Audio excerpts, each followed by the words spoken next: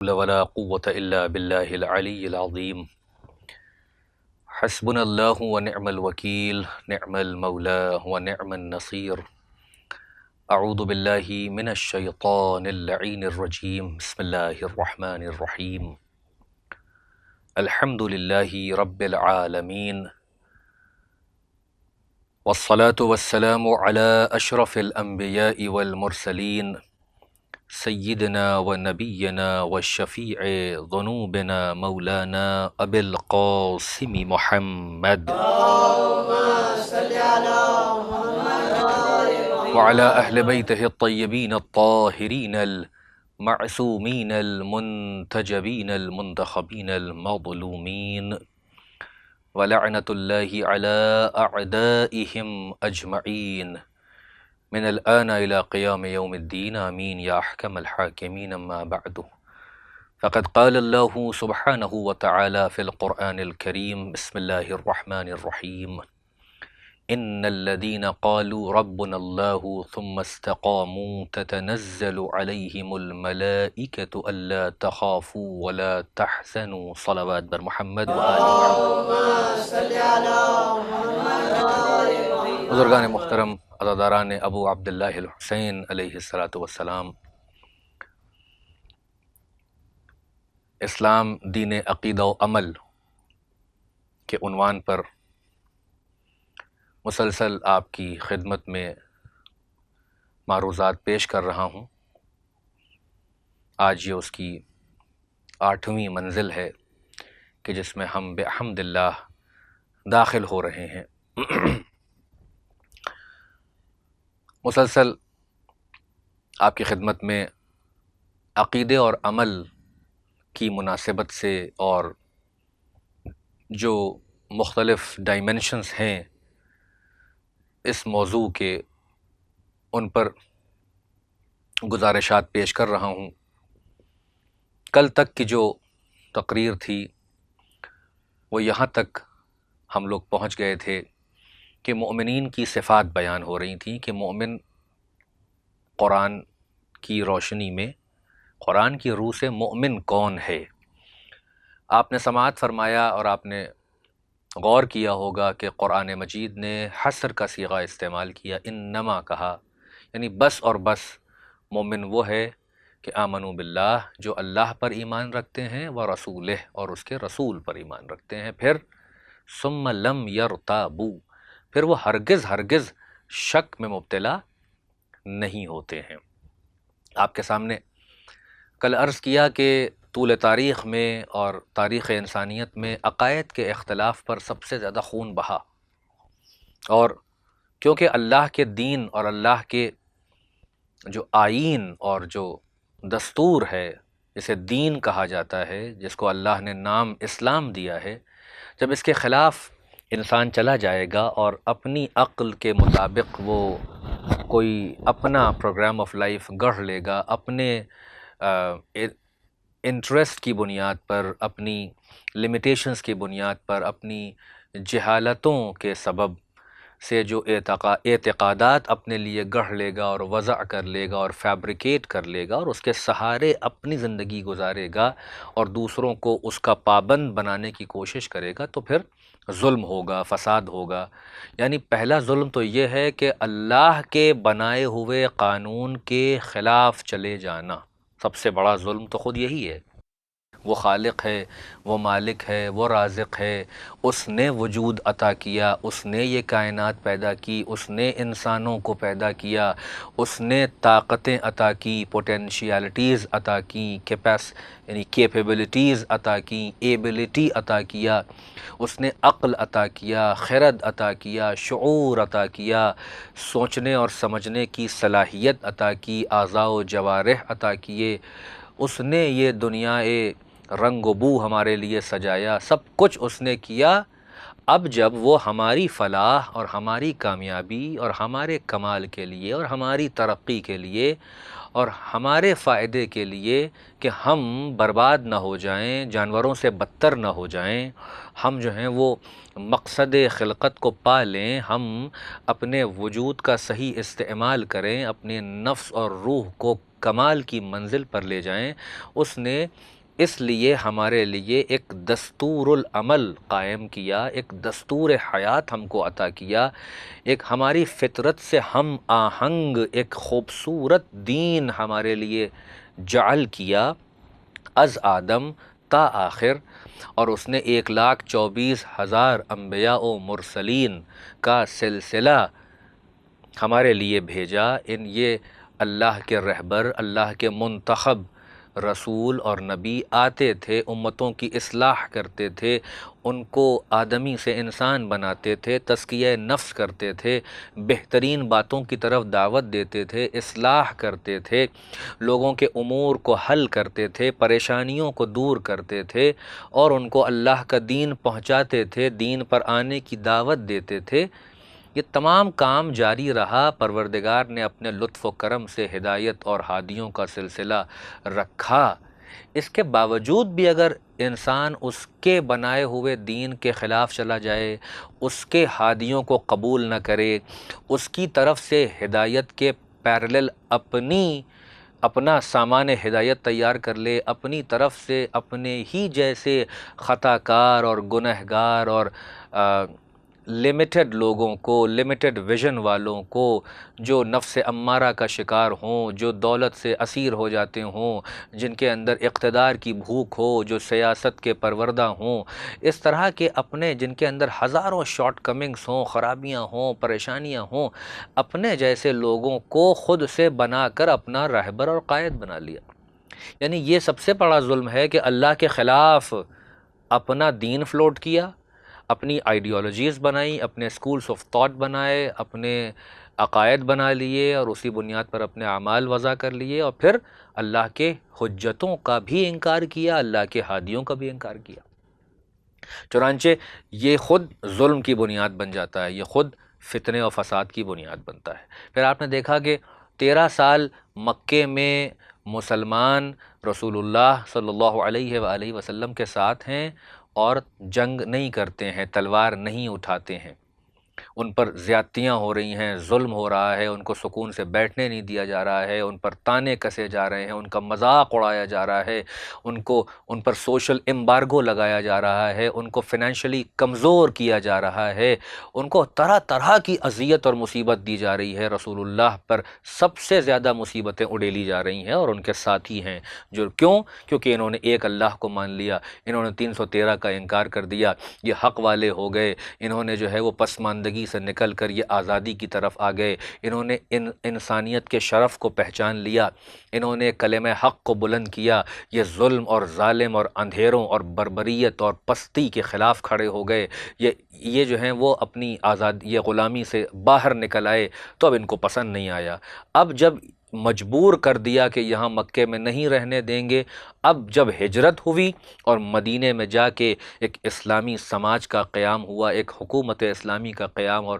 اس کا انعقاد ہوا، تو اب یہ آئے پھر حملہ کرنے کہ ہم تمہیں بھی یہاں نہیں رہنے دیں گے۔ تو اب اللہ نے اپنے رسول کو حکم دیا کہ ان مسلمانوں کو اب یہ اجازت ہے کہ اب یہ اللہ کی راہ میں قتال کریں۔ اب تک بہت صبر کیا، 13 سال صبر کر کے دیکھ لیا، خاموش رہے، اپنی ٹریننگ کرتے رہے، اپنے دین پر عمل پیرا رہے، استقامت دکھاتے رہے، مظالم سہتے رہے، لیکن اب جب کہ ہم اس جگہ سے نکل کے مدینے میں آ گئے ہیں اور وہاں حکومت اسلامی کا قیام ہوا ہے، وہاں جسٹس اور عدل کا قیام ہوا ہے، وہاں بہترین الہی دستور کے مطابق تمام چیزوں کو اسٹیبلش کیا گیا ہے، وہاں ایکوالٹی ہے، وہاں پر آسانیاں ہیں، وہاں پر صلاح ہے، وہاں فلاح ہے، وہاں ترقی ہے، وہاں کمال ہے، تو اب ان کفار مکہ اور مشرکین مکہ کو یہ بھی کھل رہا ہے، لہٰذا یہ خود آئے ہیں حملہ کرنے۔ یاد رکھیے گا کبھی بھی رسول اللہ نے کسی پر جا کے حملہ نہیں کیا ہے، یعنی اسلام کا مزاج ہی نہیں ہے اگریشن، اسلام کا مزاج ہی نہیں ہے کمپلژن، اسلام کا مزاج ہی نہیں ہے کہ وہ جبر کرے، اکراہ سے کام لے، زبردستی سے کام لے۔ یعنی عقیدے اور عمل کی دیکھیے یہ ایک بہت بڑی منطق ہے، بہت بڑا فلسفہ ہے کہ نہ یہاں پر عقائد زبردستی منوائے جاتے ہیں، نہ تھوپے جاتے ہیں، نہ گلا پکڑ کے جو ہے وہ کہا جاتا ہے کہ مانو اس کو، اور نہ زبردستی اعمال کروائے جاتے اور احکامات کی جو ہیں لادے گئے ہیں،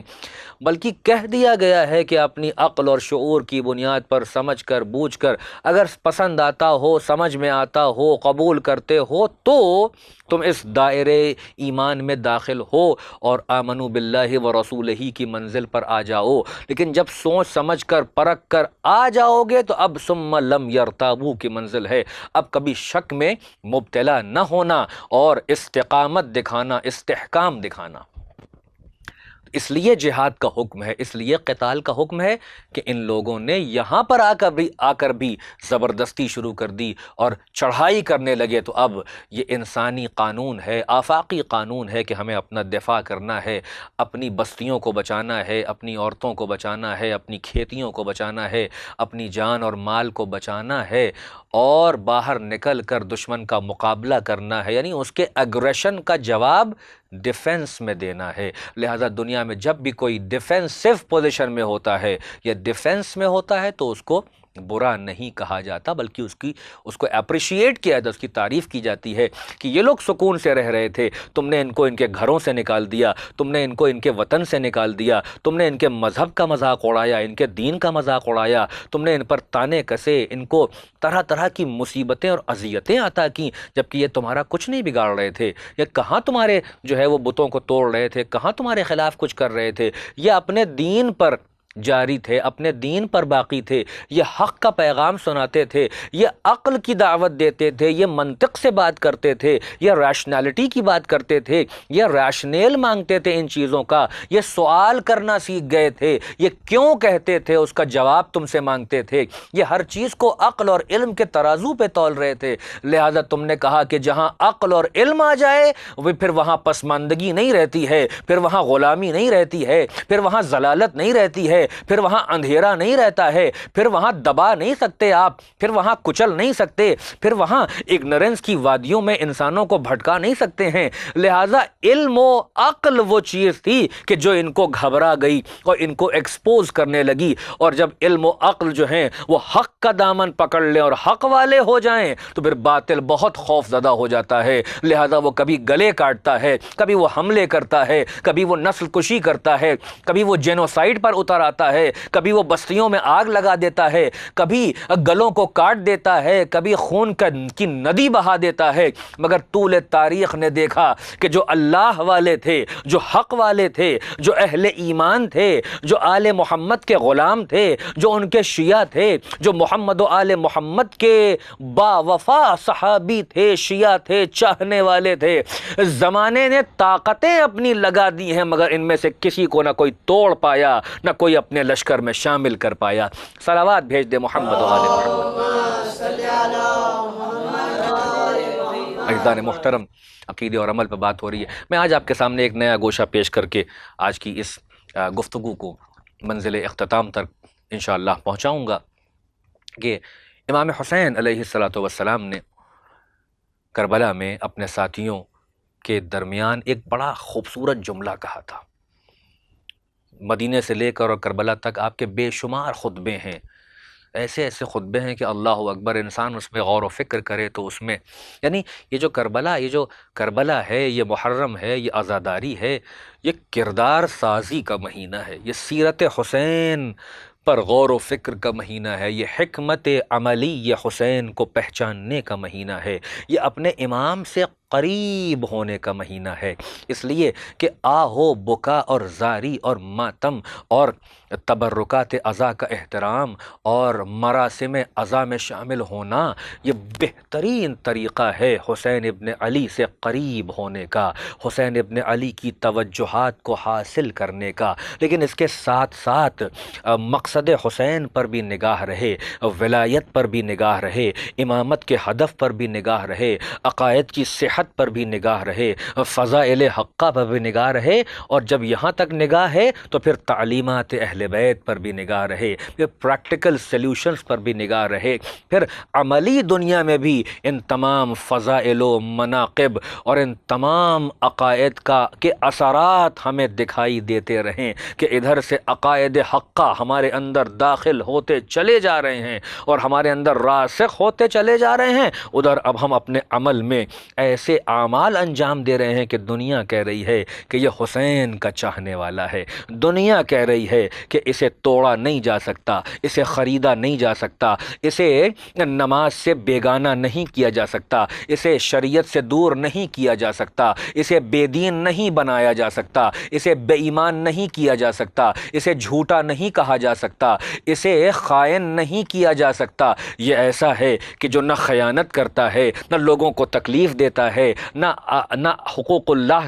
سے دوری اختیار کرتا ہے، نہ حقوق العباد کے لیے غفلت اختیار کرتا ہے، عقیدے میں پہاڑ بنا ہوا ہے، عقیدے کی چٹان بنا ہوا ہے، اور عمل کی عمارت کو خوبصورت اور مضبوط تر کرتا چلا جا رہا ہے مودت قربہ کے ذریعے۔ صلوات بھیج دیں محمد و آل محمد۔ عزیزان محترم، ابو عبداللہ الحسین علیہ السلام نے ایک جملہ کہا تھا کہ حیات، زندگانی انسان عبارت ہے اعتقاد اور جہاد سے، یعنی انسان کی جو حیات ہے، یہ امام حسین کا جملہ ہے، انسان کی جو حیات ہے وہ عقیدے اور جہاد سے عبارت ہے، یعنی مکمل حیات انسانی، اس میں دو چیزیں بہت اہم ہیں، ایک عقیدہ اور ایک اس عقیدے کے لیے جہاد، یعنی اس عقیدے کے لیے کوشش، اس عقیدے پر استقامت دکھانا، استحکام دکھانا، اس کے لیے جہاد کرنا کہ ہم اپنے عقیدے پر ڈٹے رہیں گے، کچھ ہو جائے ہم اپنے عقیدے سے کمپرومائز نہیں کرنے والے۔ کوئی صاحب آ جائیں اور بلین ڈالر دے دیں کہ یہ لے لیجئے اور توحید کا انکار کر دیجئے، اسلام کے دائرے سے باہر نکل جائیے، رسول اللہ کی رسالت سے کا انکار کر دیجئے، امیر المؤمنین اور ان کی اولاد طاہرہ ائمہ معصومین کی ولایت کا اور امامت کا انکار کر دیجئے، یہ لیجئے کروڑوں روپے، یہ لیجئے بہترین بلڈنگ، یہ لیجئے جو چاہیے آپ کو وسائل دنیا میں، کچھ بھی سامنے آ جائے، جب عقیدہ مضبوط ہے اور راسخ ہے اور صحیح سورس سے ہے اور پرکھ کے لیا گیا ہے، اور جو معیار ہے، جو اصول ہے، اس کی بنیاد پر پرکھ کے لیا گیا ہے، تو یہ دل و جان کا حصہ ہے، اب یہ ہماری آئیڈینٹی ہے، اب یہ زندگی جینے کا ہدف اور طریقہ بن گیا ہے، ہم اس سے لم یرتابو کی منزل پر ہیں، کبھی نہ اس میں شک میں مبتلا ہوں گے اور نہ کبھی اس سے دور ہٹیں گے۔ امام حسین نے یعنی یہاں سے سبق دیا ہمیں کہ یاد رکھنا کہ عقیدہ اور اس عقیدے کے لیے جہاد، عقیدہ اور عقیدے پر باقی رہنا، عقیدہ جتنا مضبوط ہوتا چلا جائے گا اتنا ہی زیادہ استقامت دکھانا ہوگی تاکہ باطل آپ کو اس جادہ حق سے موڑ نہ پائے۔ یاد رکھیے گا کہ اگر عقیدہ جو ہے وہ وقتی ہو تو اس کا کوئی اعتبار نہیں ہے، اس کی کوئی حیثیت نہیں ہے، یعنی ہمیں یہاں سے غور و فکر کرنا ہوگا کہ آخر عقیدے کی بنیاد کیا ہے، کیا وجہ ہے کہ لوگ جو ہیں وہ عقائد کا بازار گرم ہے اور 50 طرح کے عقیدے موجود ہیں مگر ان میں ثبات نہیں ہے، ان میں دوام نہیں ہے، ان میں استحکام نہیں ہے، اس کے ماننے والے مستحکم نظر نہیں آتے ہیں، مستقیم نظر نہیں آتے ہیں، بک جاتے ہیں، ٹوٹ جاتے ہیں، بہہ جاتے ہیں، برباد ہو جاتے ہیں، دین کو چھوڑ دیتے ہیں، آئیڈیالوجیز سے کنارہ کشی اختیار کر لیتے ہیں، پہلے کچھ مانتے تھے اب کچھ ماننے لگے، ابن الوقت ہو جاتے ہیں۔ لیکن بعض ایسے ہیں کہ جو ہلائے نہیں ہلتے ہیں،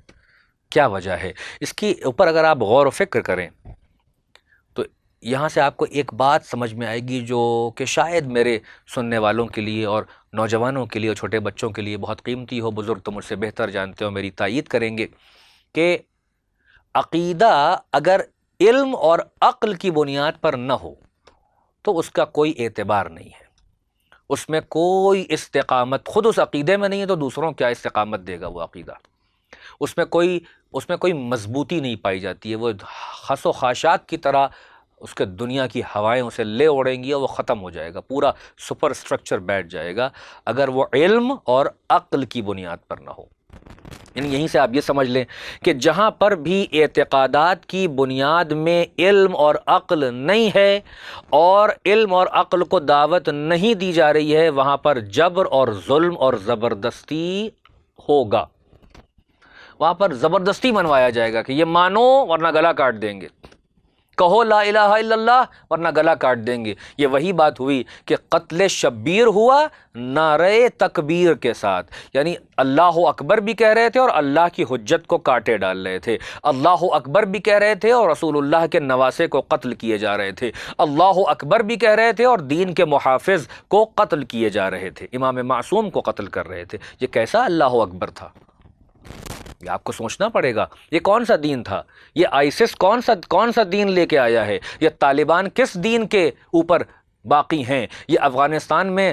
ہزارہ کمیونٹی جو شیعوں کی ہے اور جو مختلف جگہوں پر شیعہ ہیں، یہ مزار شریف پہ یہاں لاکھوں شیعوں کو قتل کر دیا ہے اور مومنات کی عصمت دری ہوئی ہے۔ یہ کون سا دین سکھا رہا ہے؟ تم شیعہ ہو، تم اہل بیت کے ماننے والے ہو، تم علی کے چاہنے والے ہو، تم جو ہے وہ نہج حق پر ہو، تم علی مع الحق والحق مع علی کے ماننے والے ہو، تم اہل بیت سے شریعت لیتے ہو، اچھا جن سے ہم نے شریعت لیا ہے تم ان سے نہیں لیتے ہو؟ بھئی آپ بتائیں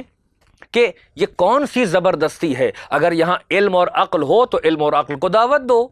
اگر تمہارے عقائد حقہ ہیں، قرآن کے اصول پر متوازن ہیں، قرآن کے اصول پر ہیں، تو ڈرنے اور خوف زدہ ہونے کی کیا بات ہے؟ بھائی دعوت دو کہ آئیے آپ کمپیئر کر لیجئے کس کا عقیدہ جو ہے وہ مطابق قرآن ہے، مطابق احادیث صحیح ہے، رسول اللہ ہے، آ کے ثابت کر لیجئے نا، اوپن چیلنج ہے۔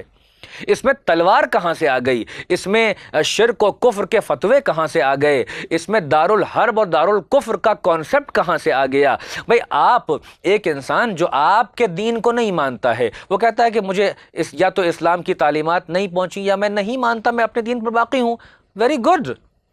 بھئی یاد رکھیے گا، میرے ہندو بھائی بھی اس کو دیکھ رہے ہیں، مختلف قوم کے لوگ ان پروگرامز کو دیکھتے ہیں، مذہب تشیع، مذہب اہل بیت، مکتب اہل بیت، مکتب آل محمد، محمد و آل محمد کا پہنچایا ہوا دین، وہ کسی کا گلا نہیں کاٹتا ہے، نہ گلا کاٹنے کی اجازت دیتا ہے اعتقادات کی بنیاد پر، کہ اگر کوئی اللہ کو ایک نہیں مانتا ہے تو اسے جینے کا حق نہیں ہے۔ یہ مکتب اہل بیت کا میسج اور طریقہ نہیں ہے۔ مکتب اہل بیت کیا کہتا ہے؟ ہم حق کو واضح کریں گے،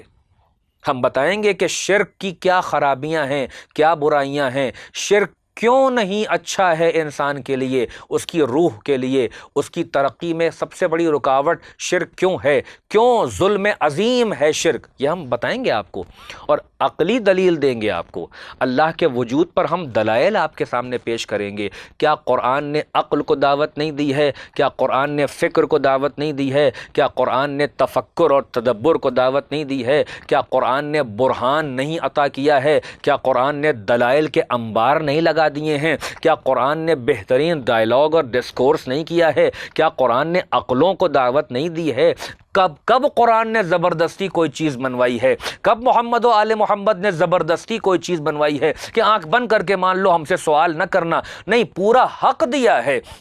کہ تمہارا شرف یہ ہے کہ تم کویسچن کرو، تمہارا شرف یہ ہے کہ تم کیوں اٹھاؤ، جہاں پر کیوں ہوگا وہیں پر اس کا جواب بھی ہوگا، لیکن جہاں کیوں پر پابندی ہو جائے گی وہیں جواب ہی نہیں دیا جائے گا، کیونکہ جواب ہے ہی نہیں، لہذا کویسچن بھی نہیں کرنے دیا جائے گا۔ عزیزان محترم، یاد رکھیے گا، یہ ہے عقیدہ اور عمل، کہ جہاں پر عقیدے کی بنیاد علم اور عقل پر ہوتی ہے وہاں آزادی فکر ہوتی ہے، وہاں آزادی بیان ہوتی ہے، وہاں آزادی فکر ہوتی ہے، وہاں آزادی عقل ہوتی ہے، وہاں عقل کو کمال کی طرف بلایا جاتا ہے، دعوت دی جاتی ہے۔ انسان صاحب عقل ہے، صاحب خرد ہے، صاحب شعور ہے، وہ دلیل کو پسند کرتا ہے، وہ آرگیومنٹ کو پسند کرتا ہے، وہ ریشنالٹی اور لاجک کی طرف جھکتا ہے۔ لہٰذا ہم نے دین جن سے لیا ہے، آپ کو وہ پسند نہیں آتا ہے، آپ ہمیں مارنے لگتے ہیں، کاٹنے لگتے ہیں۔ بھئی آپ اس کے اعتراف کرنے میں کیا برائی ہے؟ جن سے ہم نے دین لیا ہے وہ وہاں سے پڑھ کے آئے ہیں اور اسلام ان کی گود میں پلا ہے۔ آپ نے جن سے عقیدہ اور عمل لیا ہے اور اعتقادات لیے ہیں وہ ہیں کہ جو باہر والے ہیں، جو کبھی آئے ایک مسئلہ پوچھا اور حل کروا کے چلے گئے۔ یہ وہ لوگ ہیں کہ جن کے دلوں میں حقیقت قرآن موجود ہے، یہ وہ لوگ ہیں کہ جن کے گودوں میں اسلام پلا ہے، یہ وہ لوگ ہیں کہ جن کی نقل و حرکت کا نام شریعت ہے، جن کی اداؤں کا نام دین پڑ گیا ہے، جن سے محبت کا نام دین ہے، جو دین کو پناہ دیتے ہیں، جو دین کے لیے امان بن جاتے ہیں، جو دین کو بقا دیتے ہیں، جو دین کو اپنے خون سے سینچتے ہیں، جو دین کو قیامت تک جوانی عطا کر دیتے ہیں۔ یہ وہ ہیں کہ جو اپنے گلے کو کٹوا دیتے ہیں مگر دین کو باقی رکھتے ہیں۔ یہ وہ ہیں کہ جو اپنے بچوں کی قربانیاں پیش کر دیتے ہیں۔ یہ وہ ہیں کہ جن کی اداؤں کا، جن کے اقوال و اعمال و افعال و سیرت کا نام دین ہے۔ ہم نے دین ان سے لیا ہے کیونکہ یہ اللہ والے ہیں، یہ اللہ کی طرف سے پڑھ کے آئے ہیں، یہ علم الہی کے خزانہ دار ہیں، یہ اس کی صفات کے مظہر ہیں، یہ اس کی پاکیزہ حجتیں ہیں، یہ اس کا برہان ہے اس کائنات پر، یہ اس کی طرف سے حجت ہیں، بالغ حجت اور دلیل محکم اور آیات الکبریٰ ہیں اس کی۔ لہٰذا ہم نے ان سے دین لیا ہے کہ جن کا حق ہے کہ وہ دین پہنچائیں، جن کا حق ہے کہ وہ عقائد پہنچائیں، جن کا حق ہے کہ وہ اعمال پہنچائیں۔ صلوات بھیج دیں محمد و آل محمد۔ دامن وقت میں گنجائش زیادہ نہیں رہتی ہے مگر میں اپنی بات کو مکمل ضرور کروں گا کہ اسی لیے ہمارا گلا کاٹا گیا کیونکہ ہم نے باطل کو ایکسپوز کیا، کیونکہ ہم نے باطل کا کہنا نہیں مانا۔ ہم نے فرقہ، یاد رکھیے گا ایک جملہ، ہم نے فرقہ نہیں بنایا ہے، ہم ہیں اصل دین پر، اصل اسلام پر، ہم ہیں محمد و آل محمد کے دین پر۔ جو اس دین سے الگ ہوا، جو اس دین سے منحرف ہوا، جس نے اس دین کو قبول نہیں کیا اور قیادت محمد و آل محمد کو قبول نہیں کیا، جس نے ان کی امامت و ولایت و خلافت کو نہیں قبول کیا، وہ فرقوں میں تبدیل ہو گیا، وہ فرقوں میں بٹ گیا۔ اس نے اپنے مسلح الگ کر لیے، اپنی فقہ الگ کر لی، اپنے اصول الگ کر لیے، اپنا طریقہ الگ کر لیا، اپنی شریعت الگ کر لی۔ ہم نے اپنا کچھ بھی الگ نہیں کیا، نہ ہم نے کسی سے اختلاف کیا ہے۔ ہم نے وہی بیان کیا ہے کہ جو قرآن نے بیان کیا، ہم نے وہی بیان کیا ہے کہ جو محمد و آل محمد نے بیان کیا ہے۔ ہم نے ان کے علاوہ کسی سے دین نہیں لیا ہے، ہم نے ان کے علاوہ کسی سے اصول نہیں لیا ہے، ہم نے ان کے علاوہ کسی سے شریعت اور طریقت نہیں لیا ہے، اس لیے کہ ان سے زیادہ اس کائنات میں، یونیورس میں، کاسموس میں، خلائق میں کوئی نہیں ہے کہ جو اعلم ہو۔ نہ ان سے زیادہ کوئی علم رکھتا ہے، نہ ان سے زیادہ کوئی تقوی رکھتا ہے، نہ ان سے زیادہ کوئی طہارت رکھتا ہے، نہ ان سے زیادہ کوئی جود و سخا کی منزل میں ہے، نہ ان سے زیادہ کوئی حلم و صبر رکھتا ہے، نہ ان سے زیادہ کوئی مستقیم نظر آیا، نہ ان سے بڑا کوئی عابد نظر آیا، نہ ان سے بڑا کوئی زاہد نظر آیا، نہ ان سے بڑا کوئی عالم نظر آیا، نہ ان سے بڑا کوئی متقی نظر آیا، نہ ان سے بڑا کوئی عالم قرآن نظر آیا، نہ ان سے بڑا کوئی عالم ارض و سماوات نظر آیا، نہ ان سے بڑا کوئی نظر آیا کہ جس کے صدقے میں کائنات پیدا ہوئی ہو، نہ ان سے بڑا کوئی نظر آیا کہ جو صاحب ولایت اللہ ہو۔ لہذا ہر ڈائمنشن میں، ہر اینگل میں یہ اعظم ہیں، یہ اعلیٰ ہیں، یہ علی ہیں، یہ عظیم ہیں، یہ برتر ہیں، یہ افضل ہیں۔ جب ان سے کسی بھی ڈائمنشن اور گوشے میں کوئی افضل نہیں ہے، کوئی اعلیٰ نہیں ہے، کوئی اچھا نہیں ہے، تو لہٰذا ہم عقل کا تقاضا ہے کہ ہم انہی سے تو دین لیں گے، ہم انہی کو تو فالو کریں گے۔ قرآن انہی کی اتباع کی بات کر رہا ہے، قرآن انہی کی دعوت کی بات کر رہا ہے، قرآن انہی کو جو ہے انہی کی اطاعت کی بات کر رہا ہے۔ قرآن نے انہی کی مودت کو لازم اور جو ہے وہ واجب قرار دیا ہے، انہی کو واجب الاطاعت قرار دیا ہے۔ لہٰذا اللہ جسے اپنا منتخب بنائے، اللہ جسے مصطفیٰ اور مرتضیٰ اور مجتبیٰ کہے، ہم نے ان کے دامن کو پکڑا ہے۔ اب اگر ظالم اس دامن کے پکڑنے پر ہم سے ناراض ہوتا ہے اور ہمیں قتل کرتا ہے تو قتل کرتا رہے۔ طول تاریخ میں ہم اتنے زیادہ نہیں تھے جتنے اس وقت ہم پوری زمین میں پھیلے ہوئے ہیں، اور ہر جگہ یا حسین کی صدا آتی ہے، ہر جگہ اشہد ان علی ولی اللہ کی صدا آ رہی ہے۔ یہ پہلے نہیں آتی تھی بنی عباس اور بنی امیہ کی دور میں، ہم بڑے کم تھے، اور کم ہونے کے ساتھ ساتھ ہمیں بے دریغ قتل کیا گیا۔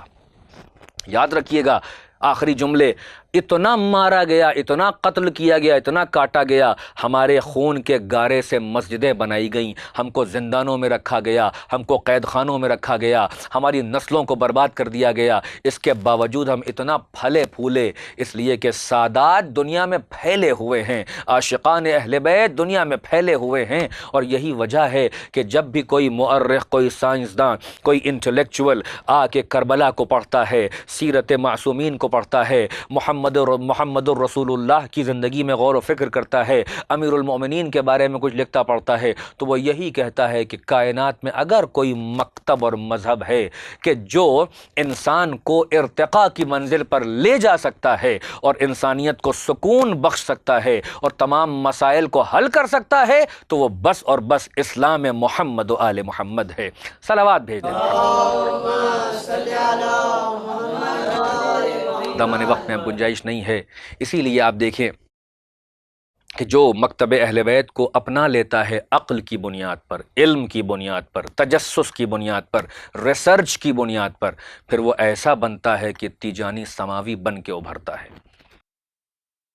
ان کی پہلی کتاب دین آئی واز گائیڈڈ، جس پہ انہوں نے اپنی ایک روشنی ہمارے سامنے پیش کی، کیسے یہ مذہب حق کی طرف آئے، کیسے یہ قلعہ اہل بیت میں داخل ہوئے، کہاں کہاں سفر کیا، ہمارے علماء کی کہ اخلاق کا، ان کے علم کا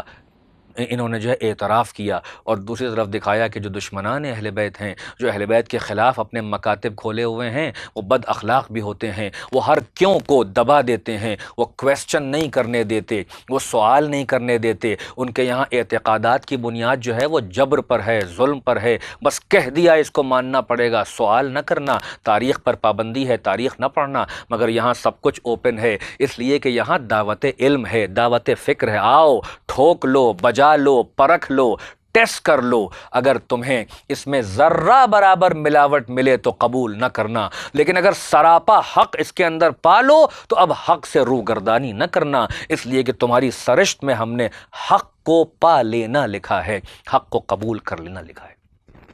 ایک اور عالم دین کا نام لے کے زحمت کو تمام کر دوں آپ کی، کہ شیخ شلتوت جو الازہر یونیورسٹی کے وائس چانسلر تھے، ان کے درمیان ان کے اور آیت اللہ سید شرف الدین الموسوی ہمارے نجف اشرف کے عظیم عالم، ان کے درمیان جو ہے وہ ڈائیلاگ ہوا خط و کتابت کے ذریعے، لکھ لکھ کے باتوں کو سمجھایا گیا، اور وہ کتابی شکل میں آئی، اور آج دنیا کے ہر جگہ وہ کتاب پائی جاتی ہے، انگریزی میں، جرمن میں، فرینچ میں، اردو میں، المراجعات نام سے عربی میں ہے، دا رائٹ پاتھ نام سے جو ہے وہ انگلش میں ہے، اور حق کا راستہ یا سیدھا راستہ کے نام سے اردو میں بھی ہے۔ اگر آپ اس کتاب کو پڑھیں تو اس میں الازہر یونیورسٹی کے وائس چانسلر، اہل سنت کے بہت ہی بڑے اور عظیم عالم، جو انہوں نے سوالات پوچھے، آپ ذرا اس پہ غور کریں کہ جب یہ علماء کا یہ حال ہے کہ اتنا پروپیگنڈا ہے مذہب حقہ کے خلاف، اہل بیت کے، شیعوں کے خلاف، اہل بیت کے خلاف، ان کے فضائل کو چھپانے کے خلاف، روایتوں کو دبا دینے کے خلاف، تمام فضیلتوں کو چھپایا جائے اور غیروں کی جو نااہل ہیں ان کو چڑھا چڑھا کے بتایا جائے۔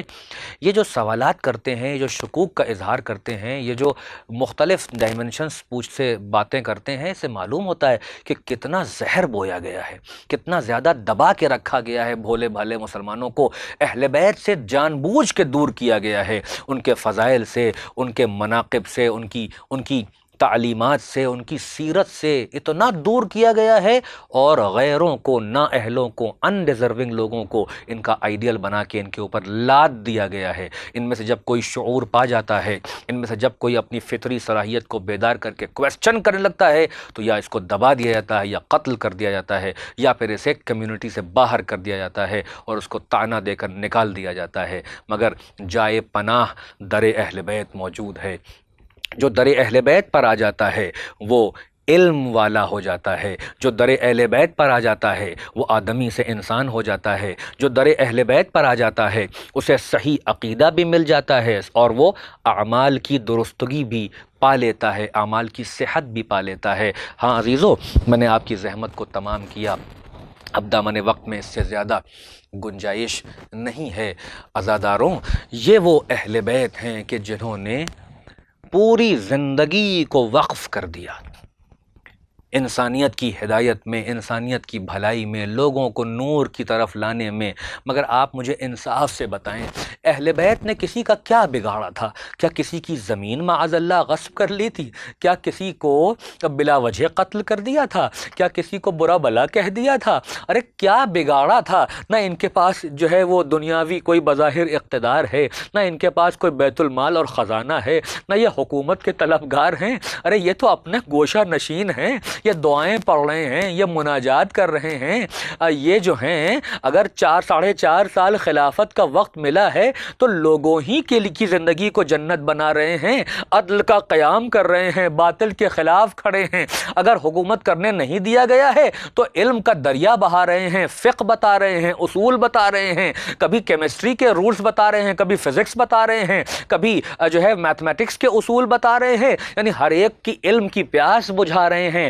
تعلیمات دے رہے ہیں، نفوس کا تزکیہ کر رہے ہیں، سب کو پاک و پاکیزہ بنا رہے ہیں، اللہ کی طرف دعوت دے رہے ہیں۔ مگر اس کے بعد بھی ظالم جو ہے وہ پریشان ہے، باطل پریشان ہے، ہر طریقے سے ان پر حملہ کر رہا ہے، کبھی زہر دے رہا ہے، کبھی تلوار لے کے آ رہا ہے۔ ہاں، کربلا میں بھی ظالم نے یہی کیا۔ ارے حسین طاغوت وقت کے خلاف کھڑے ہو گئے تھے اور یہی تو کہا تھا کہ مجھ جیسا تجھ جیسے کی بیعت نہیں کر سکتا ہے، یہ ید اللہ ہے، یہ اللہ کا ہاتھ ہے، میں اللہ کی حجت ہوں۔ ارے یہ ہاتھ کسی کے ہاتھ میں نہیں جاتا ہے، یہ ہاتھ وہ ہے کہ جس پر بیعت کی جاتی ہے۔ حسین کھڑے ہو گئے، یہ استقامت کا سمبل ہیں، یہ اللہ کی طرف ایمان و ایقان کا سمبل ہیں۔ ہاں، باطل کو گوارا نہ ہوا، ارے حسین کو قتل کیا، حسین کے رفقا کو قتل کیا۔ ارے اس پر باطل باز نہ آیا، ادھر بے دردی سے قتل کیا،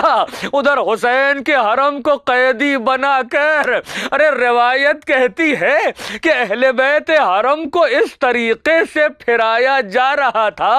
کہ جیسے ترک و دیلم کے قیدی ہو۔ آپ نے اندازہ لگایا، یعنی ایسی خراب منزل سے گزرے ہیں اور اس قدر اپنی طرف سے کوشش کی ہے کہ ذلیل و رسوا کریں، مگر جنہیں اللہ نے نجیب بنایا ہو، جنہیں اللہ نے عزت کا معیار اور سمبل بنایا ہو، انہیں کوئی کیا رسوا کرے گا۔ ہاں عزاداروں، ارے یہ لٹا ہوا قافلہ جب ابن زیاد کے دربار میں کھڑا ہے، کل آپ نے سنا کہ ابن زیاد نے کیا گستاخی کی۔ ارے روایت کہتی ہے اب ملعون پلید ولد الزنا نے ایک اور بڑا خراب کام کیا۔ ارے حسین ابن علی کا سر منگایا، ارے سر کو اپنے پیروں کے پاس رکھا۔ راوی کہتا ہے، زید ابن ارقم کہتے ہیں کہ میں نے دیکھا کہ ملعون نے ایک چھڑی نکالی۔ مختلف روایتیں ہیں، میں جلدی جلدی سنا رہا ہوں۔ کبھی وہ چھڑی کو دندان مبارک پر مارتا ہے، کبھی آنکھوں کے اوپر مارتا ہے، پھر مضحکہ اڑاتا ہے، کہو حسین، ارے ہم نے تمہیں کاٹ دیا، اے حسین، ارے ہم نے بدر کا بدلہ لے لیا۔